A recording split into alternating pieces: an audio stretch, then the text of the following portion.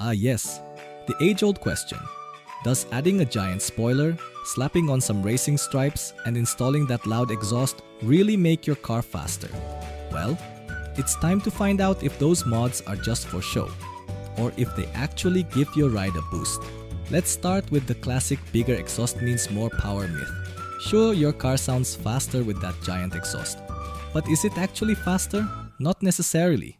A bigger exhaust can improve airflow, but unless it's paired with other upgrades like a tuned engine, it's mostly just noise. So what mods do work?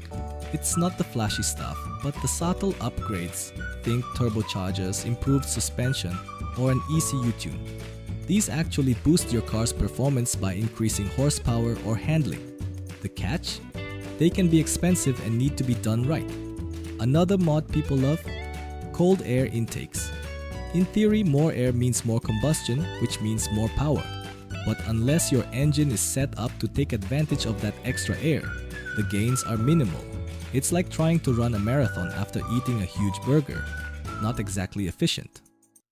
Don't get me wrong, your car looks awesome with that spoiler and custom paint job. But if you're thinking that's going to shave seconds off your lap time, think again.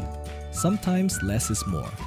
Save the money for mods that will actually improve your 0 to 60 time, not just your selfie game.